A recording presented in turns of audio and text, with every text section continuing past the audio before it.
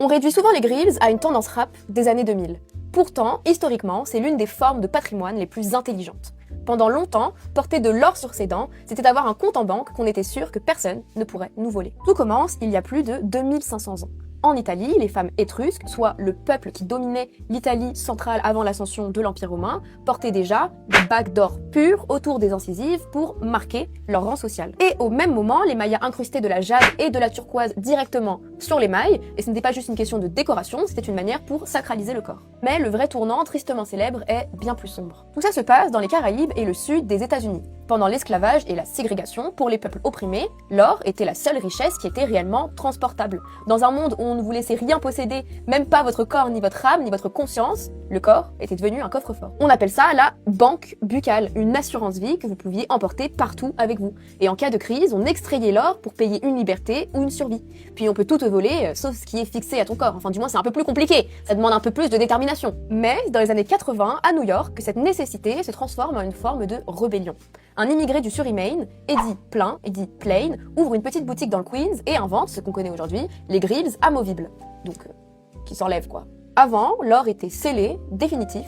Avec lui, il devient un bijou qu'on peut retirer. On a transformé un symbole de pauvreté en une couronne. Ça me fait zozoter. C'est un peu comme ça que je suis un vampire, non? À ce moment-là, on n'appelait pas ça des grills, on appelait ça des fonts.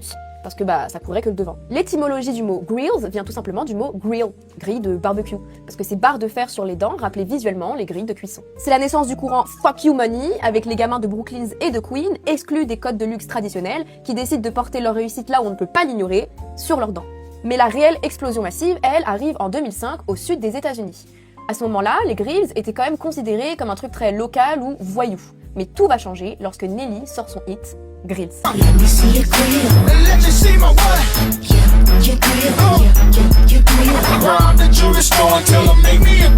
N'est plus simplement juste une chanson, c'est une déferlante commerciale. Les Grills ont vu leur taux de chiffre de vente monter, exploser de 500%.